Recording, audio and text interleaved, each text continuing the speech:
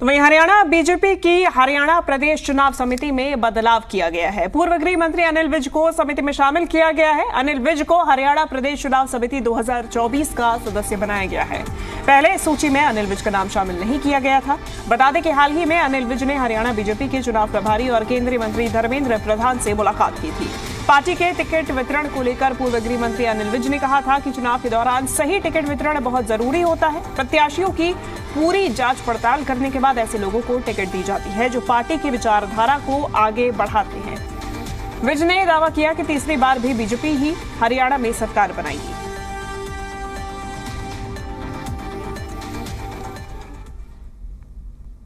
चुनाव में टिकट बहुत महत्वपूर्ण कंपोनेंट होता है और पूरी तरह से जांच करके पूरी तरह से पार्टी के जो विचारधारा पर पूरी तरह से पूरा उतरने वाला व्यक्ति होता है और जिसकी विनेबिलिटी भी होती है।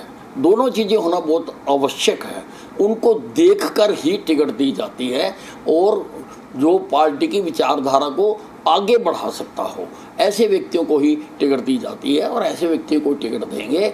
और इस बार भी हम तीसरी बार हरियाणा में भारतीय जनता पार्टी अपनी सरकार बनाएगी। और चलिए हम ज्यादा जानकारी लेंगे। जी मीडिया संवाददाता विजय राणा हमारे साथ जुड़ गए हैं। विजय, अनिल विज नाराजगी दूर करने के लिए समिति में शामिल?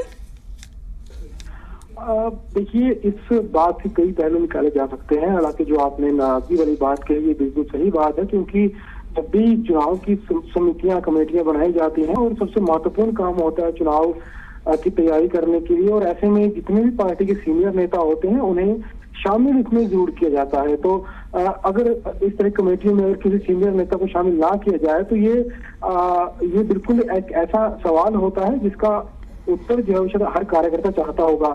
वही अनिल विज के साथ हुआ कि अनिल विज सबसे सीनियर नेता माने जाते हैं पार्टी के और उन्हें जो है वो शामिल नहीं किया गया चुनाव समितियों में। हालांकि बाद में उन्हें जो केंद्रीय मंत्री धर्मेंद्र प्रधान हैं वो हरियाणा चुनाव के लिए भाजपा के प्रभारी भी हैं, तो उनसे उन्होंने मुलाकात की और हो सकता है कि नाराजगी दूर करने के लिए ये कदम उठाया गया हो। लेकिन जब पहले जो समितियां बनी थी उसमें उन्हें शामिल नहीं करना ये भी एक बड़ा सवाल है कि आखिर सीनियर नेता को अनदेखा नहीं किया जा सकता और जानबूझकर अनदेखा किया गया होगा। कुछ कारण इसके पीछे जरूर रहे होंगे या एनवी की तरह से पिछले दिनों की बयानबाजी रही है या जो भी बातें रही हैं। तो हालांकि अब भी जो है नाराजगी दूर करने के लिए उन्हें शामिल कर लिया गया है और ये एक अच्छा मैसेज भी है। इससे जो पार्टी के कार्यकर्ता होंगे उसमें भी एक पॉजिटिव मैसेज आएगा कि सीनियर नेताओं को कहीं पार्टी अनदेखा नहीं कर रही है। तो फिलहाल यही कहा जा सकता है कि बिल्कुल नाराजगी दूर करने की कोशिश पार्टी की ओर से की गई है। जिस तरह वो केंद्रीय मंत्री धर्मेंद्र प्रधान से मिले थे वहां पर भी ये बातचीत के बारे में हुई होगी और उसके बाद ही जो सूची थी कमेटी की सूची में बदलाव किया गया और धर्मेंद्र प्रधान के सामने इन्होंने अपनी जो बात है वो रखी होगी और उसके बाद जिस तरह से बदलाव किया गया तो बिल्कुल एक सीनियर नेता की नाराजगी दूर पार्टी की ओर से किया गया है और ये पार्टी के लिए एक पॉजिटिव मैसेज भी कह सकते हैं कार्यकर्ताओं के लिए। निश्चित रूप से। और ऐसे में अब देखना होगा कि जो टिकट वितरण की प्रक्रिया है वो किस तरीके से अब पूरी की जाती है। फिलहाल शुक्रिया आपका विजय तमाम जानकारी हम तक पहुंचाने के लिए।